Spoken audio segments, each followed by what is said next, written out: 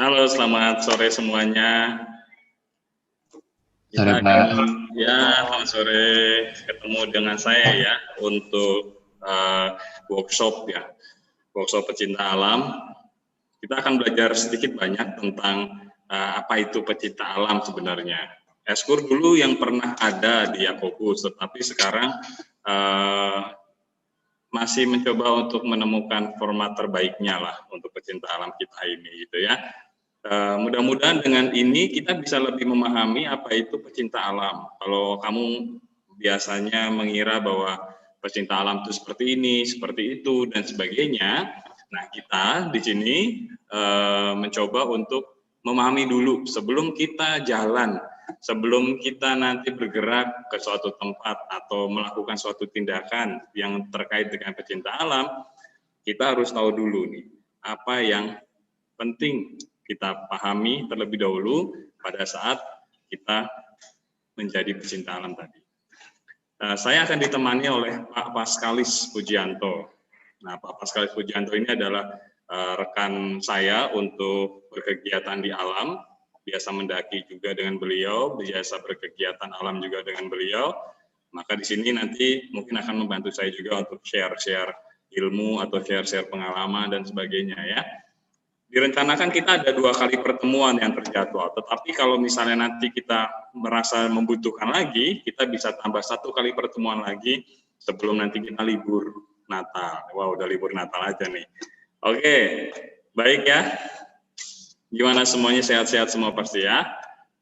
Baik, kita akan mulai untuk kegiatan pecinta alam ini, workshop pecinta alam. Yuk kita coba semuanya di open cam supaya saya juga bisa lihat kamu. Oke, yuk. Biar bagus gitu loh tampilannya, banyak yang ini. Nah ini, selamat datang Pak Paskalis. Baik. Nah, sebelumnya kita akan lihat satu video dulu sebelum kita mulai ya. Sebelum kita mulai saya ingin kalian melihat satu video dulu.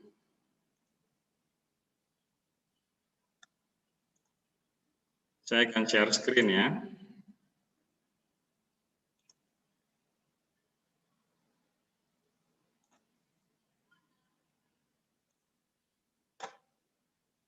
Sudah terlihatkah share saya? Sudah terlihat ya? Kasih tanda dong kalau sudah terlihat. Sudah ya? Sudah terlihat share saya ya? Ya, Pak. Oke, saya akan mainkan. Bagi keluarga Santo Yakobus, bertekad bulat dengan hati tulus, siap belajar dan tekun berkarya, turut membangun nusa bangsa. Terus mengasah akal dan budi, beriman takwa pada Ilahi, bergandengan tangan satu hati, dengan semangat mengabdi. Iman tanpa perbuatan mati, itulah amanat sabda suci, memupuk semangat cinta kasih demi pengabdian suci.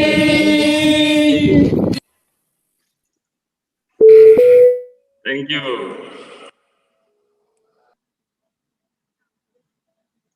Sorry.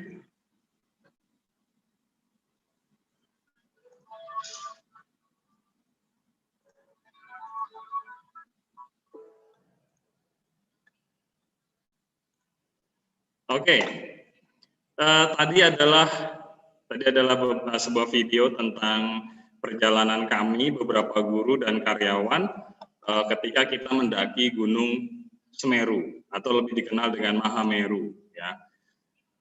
Keren. Itu satu kata yang kita coba kalau saya boleh bilang itu luar biasa lah Semeru itu ya. Gunung tertinggi di Jawa. Dari Jawa Barat sampai Jawa Timur, Semeru adalah gunung tertinggi di Jawa dengan ketinggian 3.600 begitu. Tidak mudah untuk mencapai puncaknya dan kita bersyukur bahwa Mars Santo Yakobus bisa berkumandang di puncak tertinggi Pulau Jawa, ya, pada saat tahun berapa? 2017 ya, 2017 tadi kita bisa lihat. Nah, mudah-mudahan nanti di suatu saat lagi akan ada puncak-puncak lain yang bisa kita daki, kemudian juga untuk kita nyanyikan Mars Yakobus biar Yakobus semakin jaya, ya. Nah, tetapi apakah pencinta alam itu sama dengan pendaki atau identik dengan pendaki? Hanya sekedar naik gunung kah atau ada kegiatan lain? Nah, untuk menjawab pertanyaan tersebut saya akan coba share screen dulu, ya. Oke, sudah terlihatkah? Sudah terlihat ya? Oke. Nah, kita akan lihat bersama gitu ya, pengenalan kegiatan pencinta alam. Bersama saya Pak Paskalis, bersama saya Prof. Daru dan Paskalis Pujianto. Nah, kami tergabung dalam sebuah komunitas lah yang disebut sebagai Renovac. Itu adalah komunitas untuk kegiatan pencinta alam seperti ini. Kemudian Pak Paskalis sendiri punya komunitas sendiri, yaitu Palapas, Paroki Salib Suci ya. Paroki Salib Suci di Cilincing punya grup pecinta alam sendiri juga. Begitu. Nah, tadi Mars Yakobus. Nah, ini dia. Pertanyaan kita tadi, pecinta alam identik dengan kegiatan naik gunung nggak sih? Gitu ya. Apa betul hanya naik gunung? Nah, seringkali kita tidak diperbolehkan mengikuti pecinta alam. Kenapa? Ya karena naik gunungnya ini, orang masih berpikir nanti mati loh di gunung loh. Nanti jatuh ke jurang gimana? Nanti kalau hilang gimana? Nanti kalau dimakan macan gimana? Dan macam-macam hal lah begitu ya yang terjadi. Nah, pecinta alam sebenarnya naik gunung hanyalah salah satu saja dari sekian banyak kegiatan pecinta alam. Yang lainnya banyak, ya banyak sekali. Kita bisa lihat di sini, ya naik gunung, penjelajahan hutan, penjelajahan sungai atau penjelajahan pantai, lalu berkemah, survival, baik itu alam dan urban itu kota ya. Kota itu kita sebut sebagai survival kota itu kita sebut sebagai urban survival gitu ya. Lalu bushcrafting, lalu ada traveling minat khusus, ada rappelling, ada sepedaan atau touring naik motor, ada diving atau snorkeling. Nah ini juga sama nih, mengobati diri sendiri dan orang lain itu juga pecinta alam sebenarnya. Kenapa Pak? Kita lihat nanti alasannya ya. Lalu ada penanaman pohon, ada bersih-bersih pantai atau lingkungan, ada berkebun. Nah, paling suka berkebun, bertanam, memelihara dan merawat hewan, itu juga disebut sebagai pecinta alam. Kok bisa Pak disebut seperti itu? Ya, karena ini. Di tempat kami menyebut pecinta alam itu adalah punya moto ini, Hamemayu Hayuning Bawono. Ya, ini diambil dari pepatah Jawa. Ya, pepatah Jawa yang artinya secara harafiah itu adalah mempercantik keindahan dunia. Dunia itu udah cantik, ya dunia itu udah cantik, dunia itu udah indah. Nah kita sebagai pecinta alam itu tujuannya adalah mempercantik lagi. Jadi kalau ada pendaki yang katanya pendaki kemudian membuang sampah di jalur pendakian, terus kemudian ngaku-ngakunya pencinta alam, ya kembali lagi ke sini. Benar-benar pecinta alam nggak? Apakah dia mempercantik lagi nggak keindahan dunia atau malah merusak keindahan itu? Ada orang yang coret-coret batu, ya, ada orang yang coret-coret pohon, ada orang yang merusak pohon, tujuannya untuk membuat kayu bakar katanya.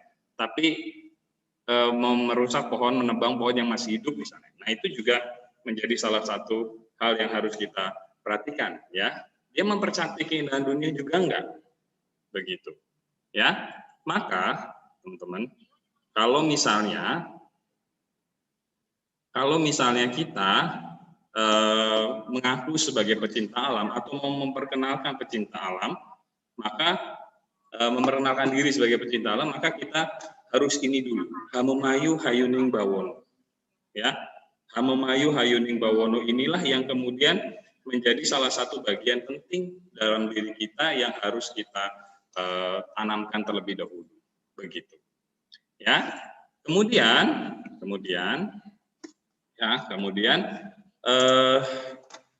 buat saya pecinta alam itu adalah ini. Menjadi pecinta alam bukan hanya dilihat dari berapa banyak gunung, ya, berapa banyak gunung yang kita daki.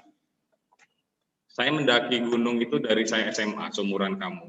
Ya, saya mendaki dari gunung yang kecil, kemudian terus naik gitu ya, ke gunung-gunung yang lumayan tinggi, kemudian beberapa kali naik gunung yang sama begitu.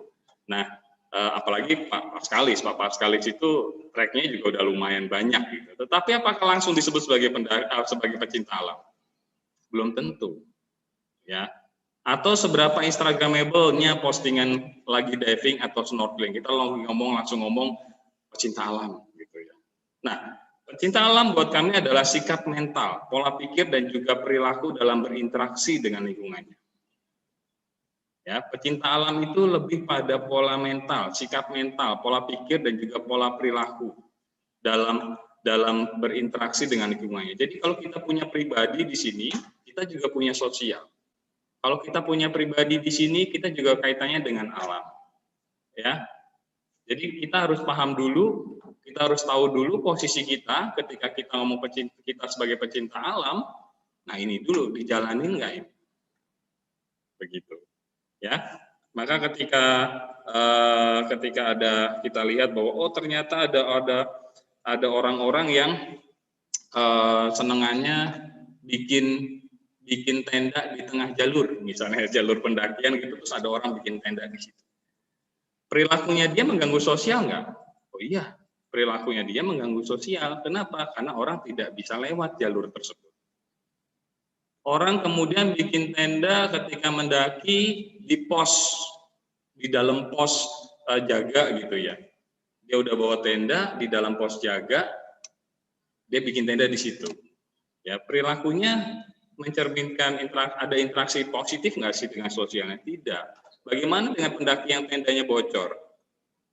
Bagaimana pendaki yang kemungkinan punya masalah dengan shelter atau perlengkapan buat beristirahat? Harusnya dia bisa pakai pos tersebut, tetapi dipakai oleh tenda yang cukup bagus. Nah, ini adalah perilaku.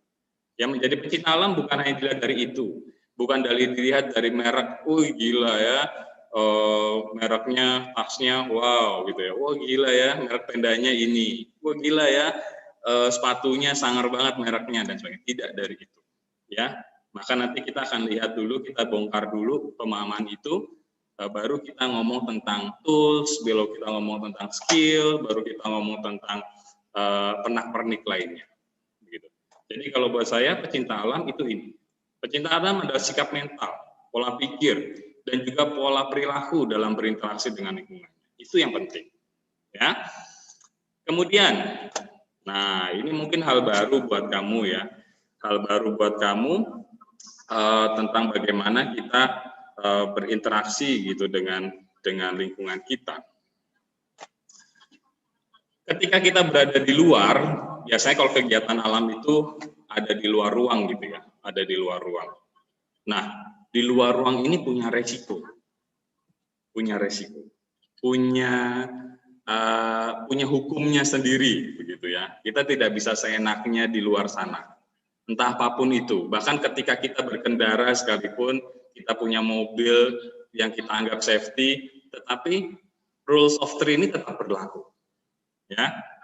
Nah, hukum-hukum itu atau peraturan-peraturan dan tanda kutip peraturan itu disebut rules of three. Ya, rule of three ini terkait dengan seberapa lama sih kita bisa hidup. Hidup artinya itu nggak mati ya, nggak mati. Artinya kita bisa continuing life gitu ya. Nah, rule of three ini ada ini. You can survive for 3 minutes without air, oxygen. Ya, you can survive for 3 minutes. Ya, maksimum. Ya, kamu bisa bertahan hidup atau nggak mati kalau kamu tidak bernapas atau tidak mendapatkan oksigen dengan baik itu selama 3 menit. Lebih dari itu, kamu pasti punya ancaman serius terhadap hidup kamu, terhadap nyawa kamu. Gitu ya. You can survive for 3 hours without shelter in a harsh environment. Ya, kamu bisa survive selama 3 jam without shelter in a harsh environment. Kamu bisa hidup, misalnya kamu kedinginan ada di luar sana, kamu masih bisa hidup dengan baik atau masih bisa punya kesempatan hidup itu kalau misalnya 3 jam ya tanpa shelter atau perlindungan yang tempat perlindungan begitu ya. Begitu. You can survive for 3 days without water. Kamu bisa nggak minum selama 3 hari sebenarnya. Tubuh kamu disetting untuk itu. Ya, you can survive for 3 days without water. Dikasih waktu lah, dikasih waktu sama Tuhan.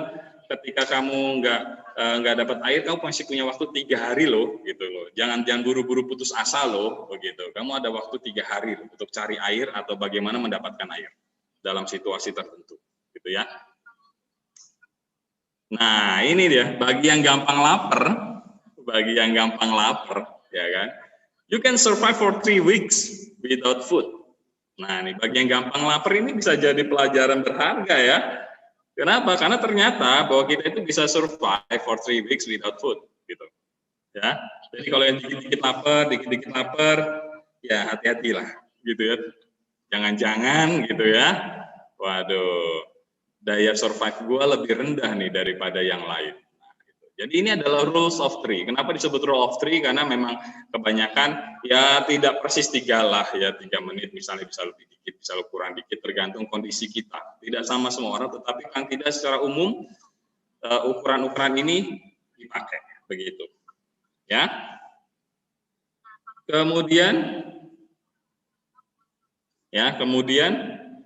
yang lainnya misalnya sebentar saya lihat dulu ini.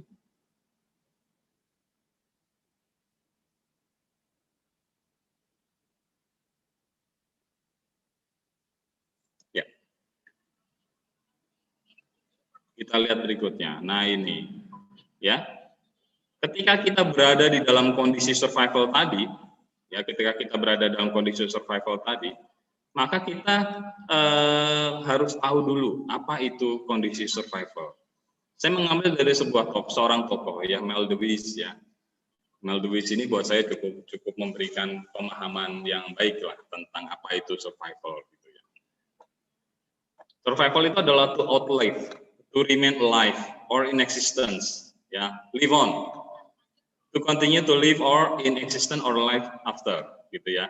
After all, that is what it's really about continuing to exist no matter how dire the circumstance.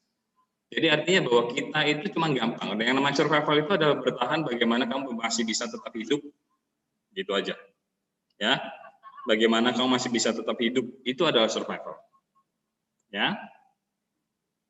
Nah, unpredictable situation yang tiba-tiba terjadi, bahkan ketika kita merasa bahwa kita safety. Ya, ketika kita merasa kita safety, kemudian ternyata kita mengalami sebuah situasi tertentu, misalnya unpredictable situation. Tiba-tiba mobil kita masuk ke air, ya. Tiba-tiba kita selip, kemudian mobil kita masuk ke dalam danau, misalnya. Tiba-tiba kita ada di dalam situasi di mana terjadi huru-hara. Tiba-tiba kita berada dalam situasi gempa bumi di dalam gedung. Nah, itu ada unpredictable situation yang kita nggak tahu kapan, begitu ya. Nah, itu kita masuk dalam kondisi survival. Nah, ketika terjadi unpredictable situation, maka muncullah stresor. Ya, stresor. Stresor itu apa? Nih ya, stresor. Stresor itu adalah sebuah faktor, sebuah hal yang kemudian itu menjadi pendorong kita untuk dalam kondisi itulah, dalam kondisi bahwa kita tuh tertekan, gitu, tertekan, punya bayangan-bayangan yang enggak, kemudian terancam dan sebagainya, begitu ya. Nah, situasi itu yang membuat kita menjadi panik. Situasinya apa aja sih? Lapar, haus, angin kencang, misalnya, kelelahan, kesendirian. Wah, ini yang jomblo hati-hati. Tetapi juga bagus juga ya yang jomblo ya. Kenapa? Karena jomblo itu kuat dalam kesendirian dan kesepian. Iya, ya kan? Jadi dia tahan itu dengan stresornya. Ya, tahan dengan stresornya. Maka ketika ketika terjadi situasi survival, wah yang jomblo-jomblo ini lebih sangat survive gitu ya, lebih sangat survive. Gitu. Maka kita harus bangga juga lah, jangan terlalu khawatir kalau kita jomblo ya, nggak apa-apa. Berarti kamu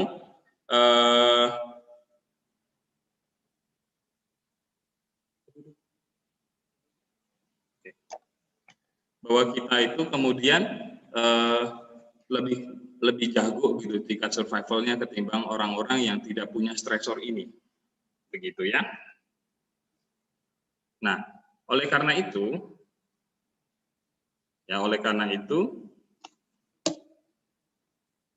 kita masuk dalam survival condition ini. Survival condition yang tadi. Tujuannya apa sih dalam survival condition? Apakah kita harus stay di situ atau kita mau continuing life? Nah, itu dia ya. Kita mau continuing life. Tujuannya itu ya. Survival condition itu kalau kita punya niat, punya semangat untuk mencapai continuing to life ini gitu ya, maka kita bisa punya persentase keselamatan yang lebih tinggi. Begitu. Lapar, haus, angin, kadang-kadang kalau kita lapar sedikit kita jadi emosi. Ya, kalau kita haus sedikit kita jadi emosi atau kita jadi panik. Kelelahan, kita capek gitu ya, kita capek kemudian kita juga menjadi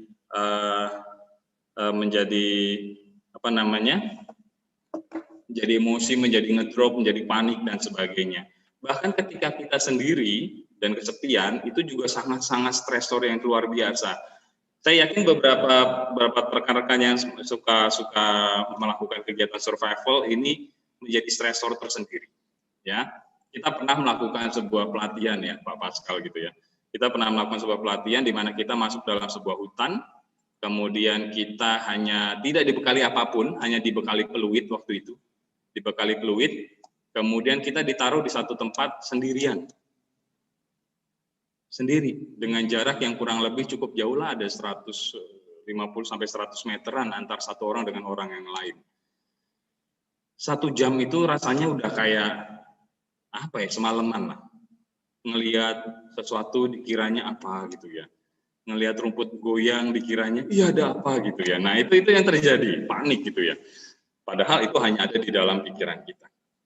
Nah, ini stresor. Nah, ketika orang panik, ketika orang mengalami stresor ini kemudian menjadi tidak masuk akal. Jadi sebuah tindakannya menjadi tidak masuk akal, tidak logis, tidak tertata, sehingga dia punya tingkat keselamatan yang lebih tingkat untuk mencapai keselamatan tadi yang continuing to life-nya menjadi lebih kecil persentasenya. Nah, ini yang perlu kita sadari. Ya. Nah, itu adalah kondisi survival. Ya, kita lanjut ya. Nah, ada satu tokoh yang jadi panutan saya sebenarnya, panutan saya dan juga menjadi bagian dalam kegiatan survival juga ya, dan pecinta alam.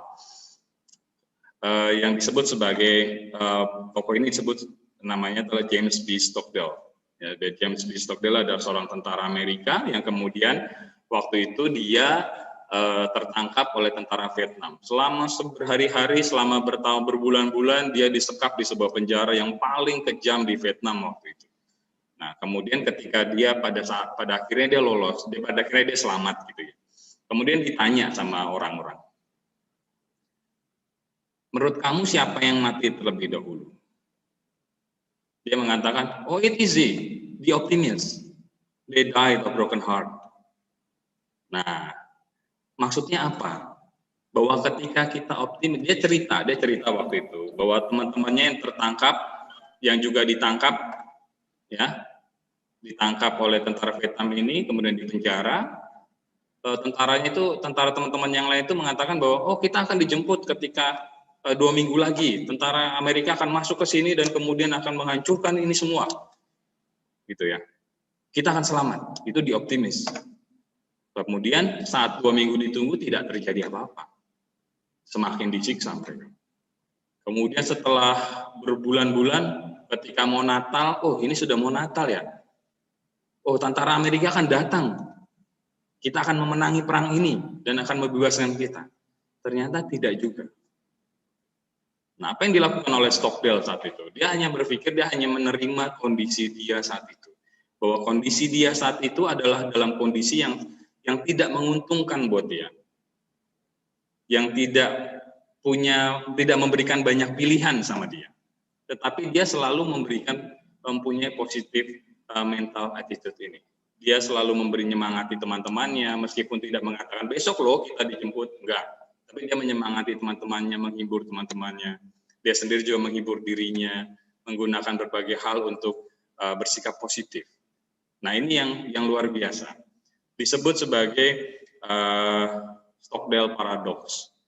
Apa itu? Ya, ketika kita optimis, maka harus diimbangi juga dengan penerimaan fakta-fakta yang paling brutal. Artinya apa? Bahwa kita jangan terlalu over optimis. Bahwa ketika kita optimis juga boleh, tetapi kita harus prepare for the worst.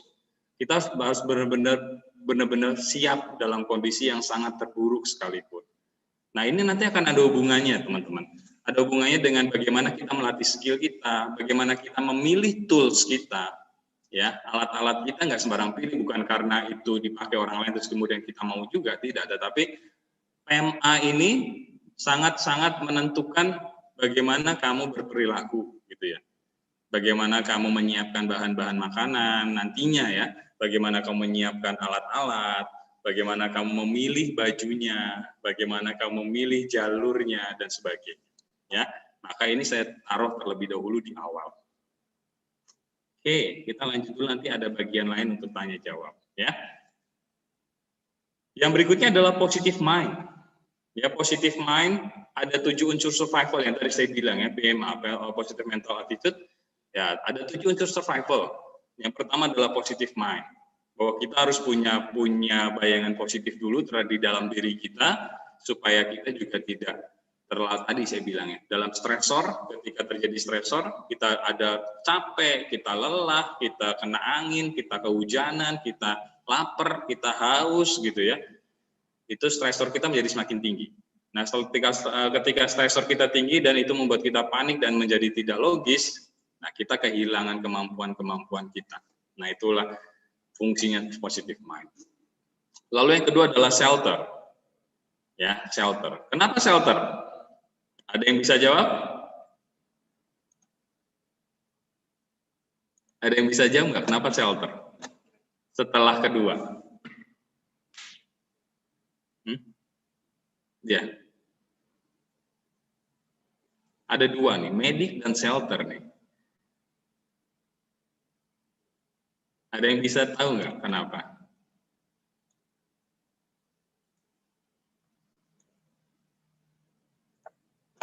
Ada yang bisa jawab? Silakan angkat tangan, open mic, kemudian kita diskusi.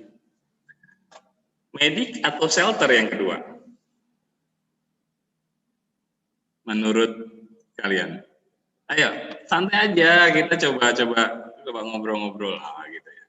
Dari pengalaman-pengalaman kita lah. Gimana? Medik atau shelter nih? Shelter itu tempat perlindungan ya, tempat kita berteduh gitu. Medik itu adalah gimana kita ngobatin diri kita. Makanya tadi kalau saya bilang pecinta alam itu juga bisa mengobati temannya dan diri sendiri. Maka karena itu adalah 7 unsur survival. Ya, medik. Kenapa medik atau kenapa shelter misalnya? Kenapa nggak water dulu, Pak? Kenapa nggak food dulu, Pak? Food malah paling ujung nih, Pak. Penempatan ini bukan tanpa maksud ya. Penempatannya bukan tanpa maksud. Ya. Medik atau shelter itu bisa dipilih menjadi option kedua, ya. Ketika kamu dalam kondisi sakit, tentu medik harus utama. Ya, jadi ketika di alam, ketika kamu jatuh, ketika kamu terkilir, ketika kamu terbentur, kemudian ada luka di situ, maka medik harus dilaksanakan terlebih dahulu. Harus diobatin dulu yang luka. Kenapa? Mungkin kamu pernah melihat satu film tertentu, saya lupa film apa gitu ya, tapi tentang situasi beberapa orang yang ada di alam liar di daerah Amerika Utara sana, kemudian ada salah satu temannya itu yang terluka. Nah, kemudian tidak diobati dengan betul. Akhirnya apa? Sepanjang perjalanan mereka diikuti oleh beruang dan akhirnya memang mati teman itu. Ya, kenapa? Karena memang diincar, ya kan? Udah sakit, nggak bisa bergerak banyak, dia mengeluarkan banyak darah sehingga baunya itu kemana-mana dan itu mengundang binatang buas. Ini medik, ya ini medik. Ya, ketika kita dalam kondisi terluka. Nah, kemudian kita baru shelter, gitu ya. Nah, tapi kalau misalnya kita oke-oke saja nih, tidak ada masalah, dan kemudian kita mengalami, oh kita dalam posisi tersesat nih, ya kita harus stay. Ya, kita harus stay, stop. Ya, kita harus punya prinsip stop. Ya. Nah, ini shelter. Kemudian fire. Ya, fire itu fungsinya banyak. Ya, untuk memasak, juga untuk penerangan, untuk mengusir hewan buas, dan sebagainya, itu fire. Ya. Lalu, signal. Kenapa signal? Signal diperlukan. Signal bukan artinya kita signal handphone dan sebagainya ya, tetapi adalah bahwa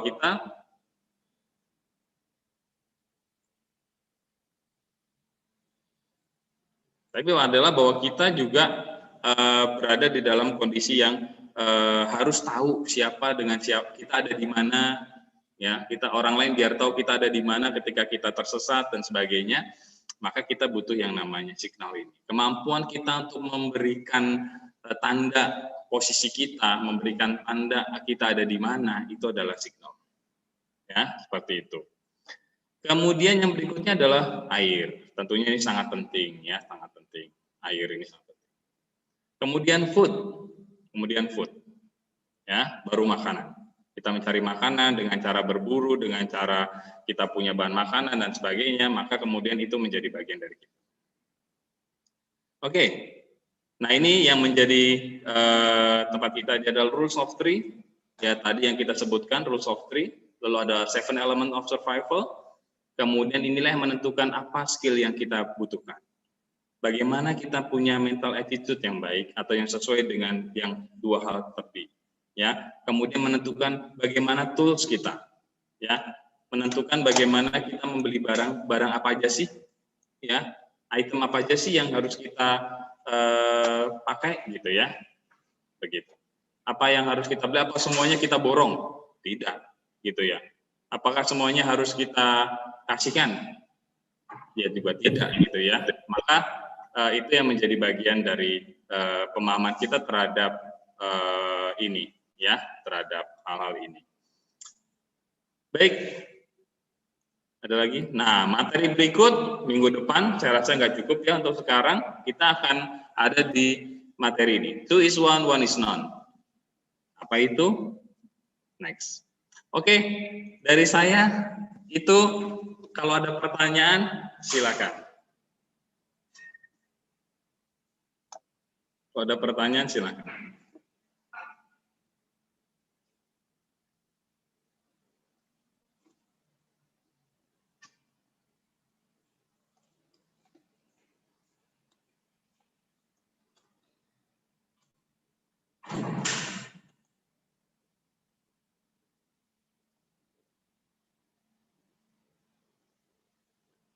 Tidak ada? Boleh tanya macam-macam loh, boleh tanya macam-macam. Ini ada 58 orang, berarti ada cukup banyak, ada 55 kurang lebih, termasuk saya di dalam 58. Silakan, kalau ada yang mau bertanya atau sekedar sharing, punya pengalaman apa terkait dengan ini, terkait dengan atau ada niat khusus, kenapa sih saya mau jadi pecinta alam dan sebagainya, silakan.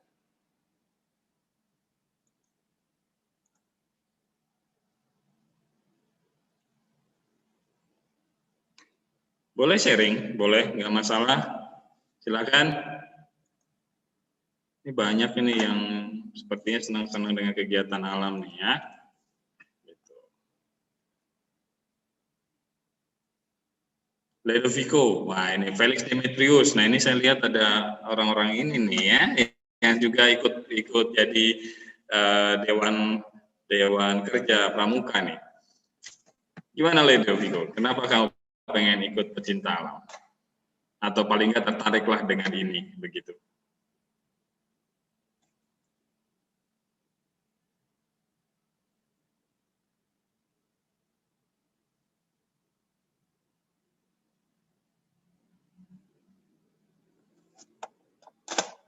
Pak, Ya, saya mau Lido. tanya, Pak, Ya. gimana kalau misalkan kita sudah punya penyakit gitu, Pak, penyakit keturunan. Terus pada saat kita di kondisi survival itu, kita masih bisa bertahan hidup nggak, Pak? Kayak misalkan kita punya penyakit mah gitu.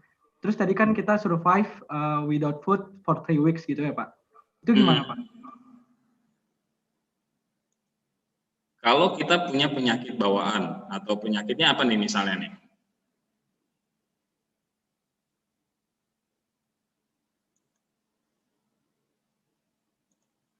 Penyakitnya apa kira-kira? Penyakit mah, Pak. Mah, oke. Berarti kamu harus prepare ya. Berarti kamu harus prepare. Oleh karena itu, ketika kita sudah tahu diri kita sendiri, sampai batas mana kita, ya sampai batas mana kita, maka kita harus prepare. Oh ternyata kelemahan saya di sini. Ternyata kelemahan saya di sini. Oh ternyata kita tidak bisa jalan jauh dengan cepat misalnya. Berarti kita harus atur langkah. Nanti ada di manajemen perjalanan. Seharusnya secara normal, katakanlah ini kita ngomong tentang masalah itu. Secara normal kita untuk mencapai di satu titik ke titik lainnya itu butuh setengah jam. Tetapi kita tahu kondisi kita nih, nggak bisa gue kalau setengah jam. Kemungkinan besar adalah 45 menit paling cepat. Ya sudah, kita atur, gitu ya. Dan tentunya selama perjalanan tersebut kita punya pemahaman bahwa kita sakit mah nih. Oh sakit mah, berarti ketika kita sakit mah, berarti kita harus punya apa? Ya tentunya obat, ya kan? Kita tentunya harus tahu diri bahwa kita harus prepare lebih banyak obat sakit mah tentunya di dalam perbekalan kita, ya. Kemudian kita juga perlu tahu diri bahwa kita harus makan makanan yang seperti ini loh. Jadi pemahaman kita belajar lagi nih. Kalau di alam makanan yang tidak mengandung zat tertentu yang bisa memicu mah itu apa ya? Nah itu kan kita harus tahu, ya kan? Harus tahu. Saya pribadi punya kelemahan yaitu HNP. HNP itu adalah kalau dalam bahasa sehari-harinya adalah syaraf kejepit. Syaraf kejepit ya. Jadi ketika saya itu harus mendaki atau berkegiatan di alam, ya kemudian tidak bisa bergerak leluasa. Tapi apakah itu mencegah saya untuk bergerak di alam? Tidak. Karena saya tahu persis, kalau saya bergerak seperti ini, saya akan kena. Kalau saya udah kena, saya harus gimana? Itu saya sudah punya jawabannya masing-masing, gitu ya. Kalau begitu, saya harus bawa obat apa aja nih? Satu, saya harus bawa painkiller, pereda nyeri yang tidak cuma sekedar dosis sekian, tetapi dosisnya sekian. Ya, saya harus bawa obat-obatan ini. Itu selalu ada di dalam medic bag saya. Di dalam tas saya itu selalu ada obat-obat seperti itu. Jadi ketika saya ketika situasi itu muncul, ya saya tidak panik. Begitu. Saya kenal dengan beberapa teman yang dia tidak punya kaki, mohon maaf ya. Dia disable. Ya, dia naik gunung dengan menggunakan krep ya, atau besi gitu, penyangga gitu maksudnya. Dia selalu, bahkan untuk panjat tebing pun dia menggunakan kondisi-kondisi seperti itu dengan leluasa, dengan lincah gitu. Kenapa? Karena dia paham dirinya sendiri, paham keterbatasannya dia, dan dia bisa mengakalinya dengan ya sesuai dengan kemampuan dia. Mungkin orang lain tidak bisa, tapi dia yang tahu dirinya sendiri. Begitu.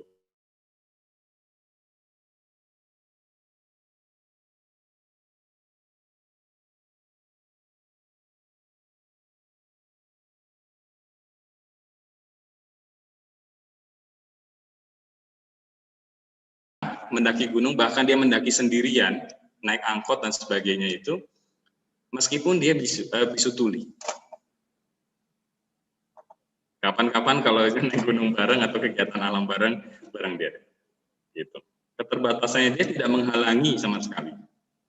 Ya, kalau cuma sakit mah sih, ya bukan cuman ya, tetapi artinya itu ada obatnya gitu, ada bisa dicegah lebih awal gitu ya. Tapi kalau orang bisu tuli, pendaki bisu tuli itu saya kenal komunitasnya, itu luar biasa mereka, luar biasa, begitu. Salut sama mereka. Begitu ya, Viko ya.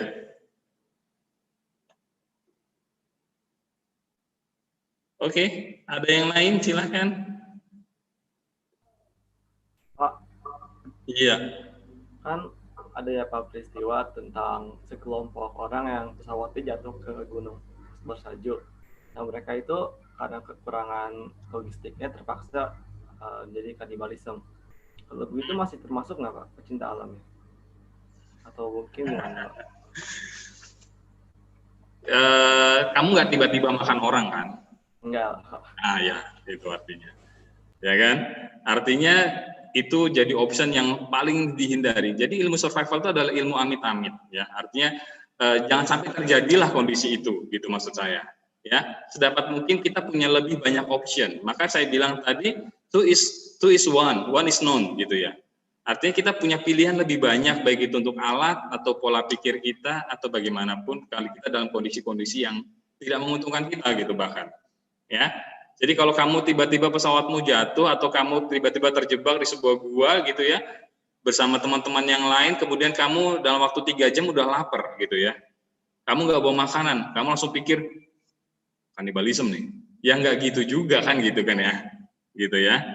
Artinya itu punya apa namanya, punya tingkatan lah, punya tingkatan. Nggak gitu juga. Artinya ketika itu menjadi option yang sangat banget gitu dan harus itu dilakukan ya saya juga nggak tahu apakah itu secara etis diperbolehkan atau tidak, tetapi bagi saya untuk dalam kondisi survival ya itu adalah jangan sampai kita dalam kondisi itu.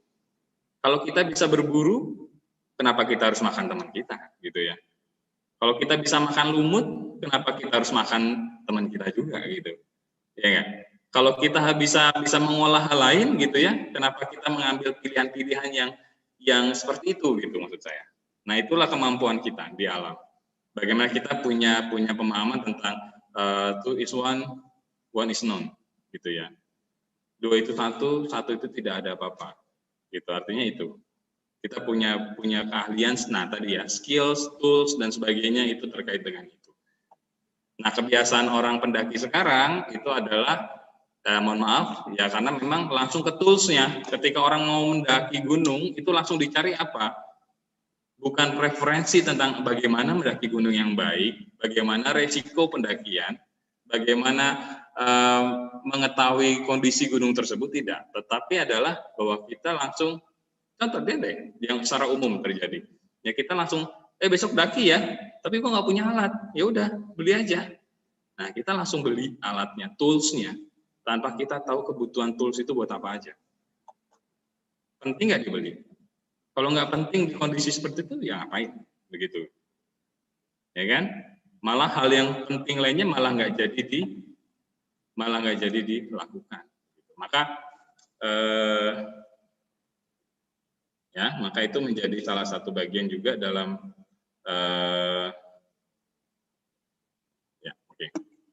bagian dalam bagaimana kita mengolah skill kita dan mengolah apa namanya alat-alat yang kita punya. Oke, ada lagi yang lain silakan.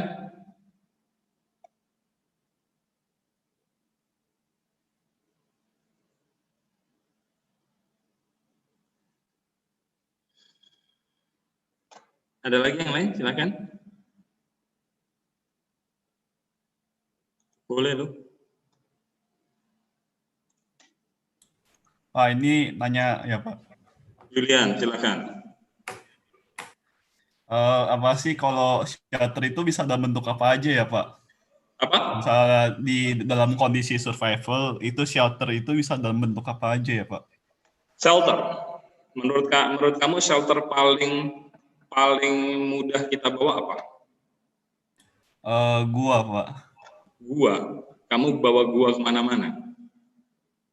Kayak kelomang gitu ya. Kayak kelomang gitu, punya gua di mana-mana gitu, dibawa-bawa rumahnya. Shelter yang paling baik itu apa? Yang paling mudah lah dibawa itu apa?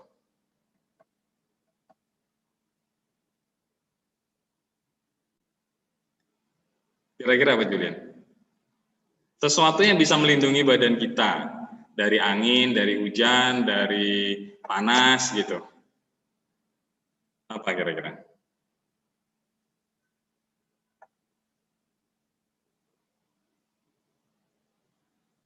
Ada yang bisa jawab? Tenda ya Pak. Tenda, Bintang. Oke. Yang lebih simpel daripada tenda? Pohon, Pak. Kamu bawa pohon kemana-mana? Ya, yang enggak.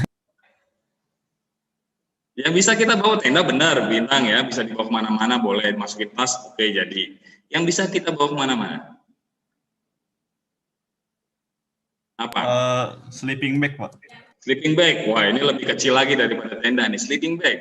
Ada yang lebih kecil lagi nggak daripada itu? Ada yang lebih ringan lagi? Jaket. Jaket. Benar. Terus ada lagi yang lebih ringan? Pakaian kita. Apa yang kita pakai itulah shelter pertama kita. Ya, kamu nggak mungkin ke gurun pakai jaket tebal ya kan, nggak mungkin, ya kan? Kenapa? Kamu akan menderita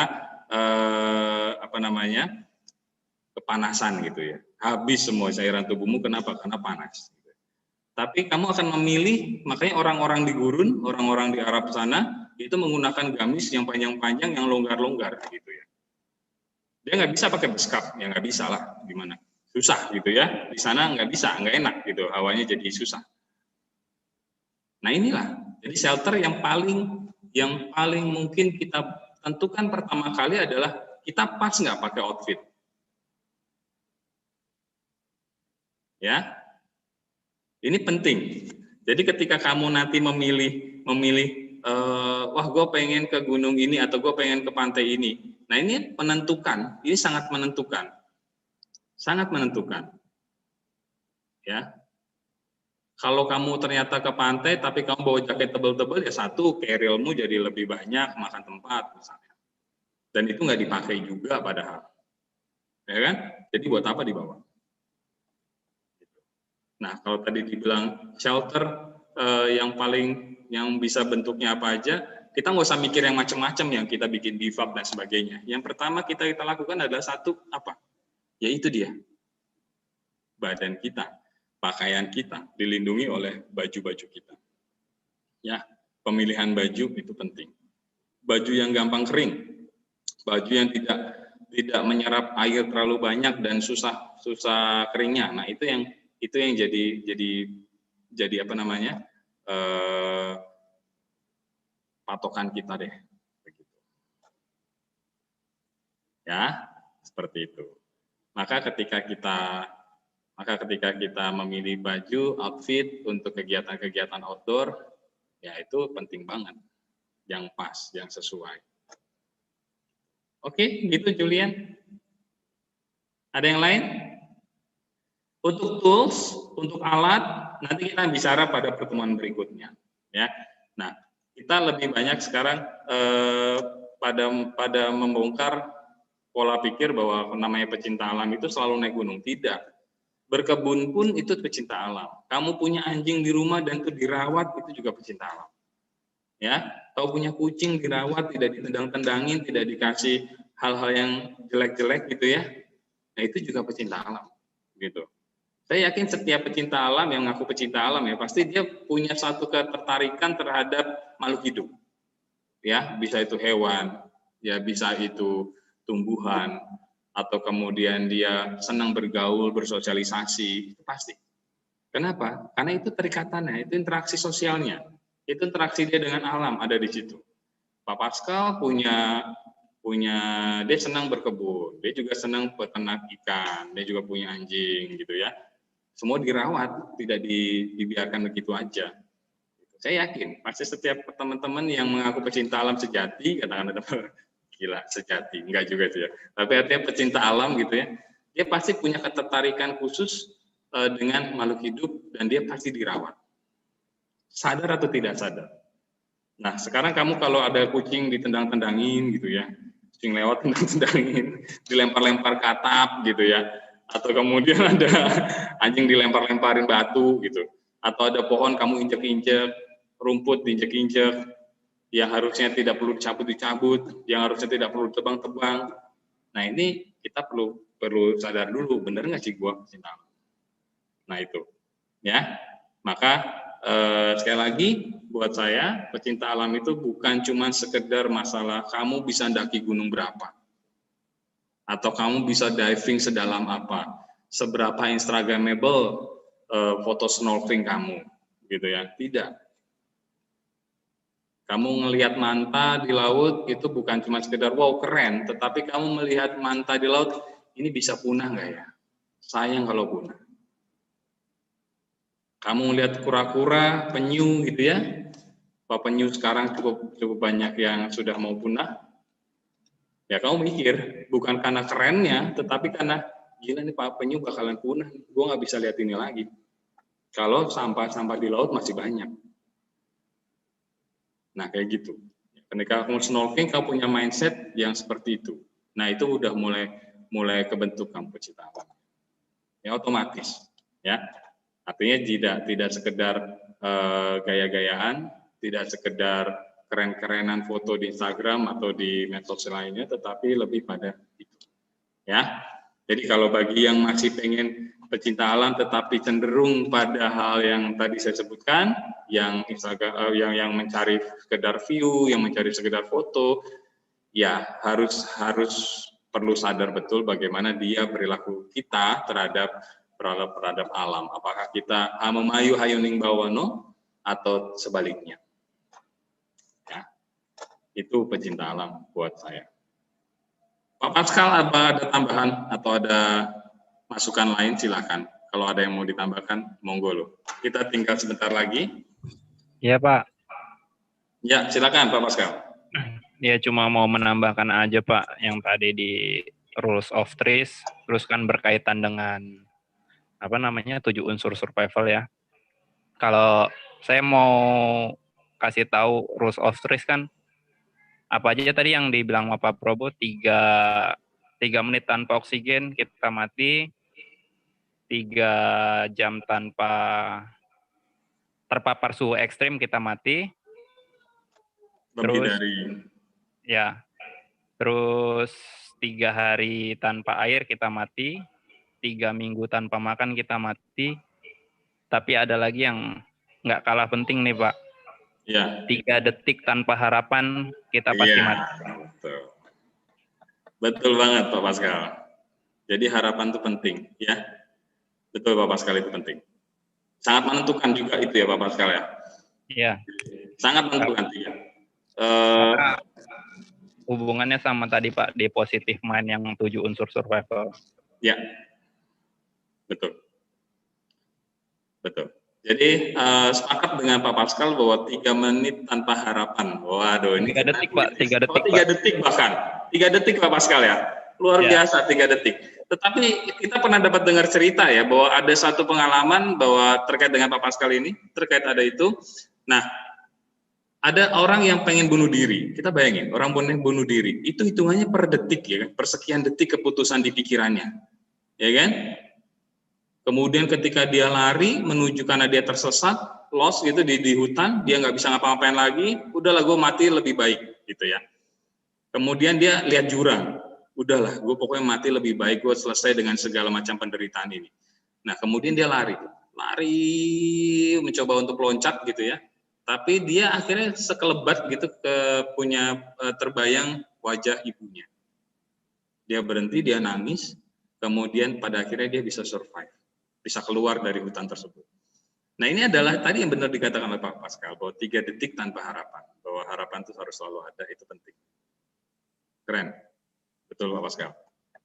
Jangan sampai dilupain ya. Jadi kalau kamu masih jomblo, stresormu adalah kesendirian dan kesepian, ya ingat kamu harus selalu berharap 3 detik paling tidak sehari, gitu ya, supaya kamu bisa tetap survive dan alive, ya, begitu. Baik, ada yang lain silakan. Oke, waktu tinggal 1 menit lagi dari jam yang sudah ditentukan. Tidak terasa kalau saya ngobrol tentang ini masih bisa berjam-jam, tapi karena kita sudah waktunya, ya saya terima kasih untuk waktu kalian yang kalian luangkan untuk kegiatan ini.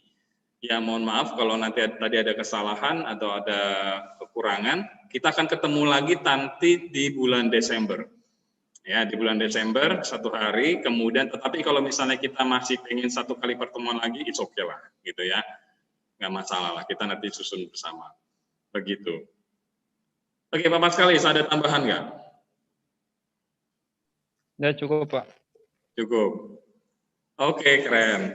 Ya, baik. Terima kasih teman-teman semuanya. Kita akan end meeting untuk kali ini. Mudah-mudahan apa yang kami berikan itu memberikan insight tertentu.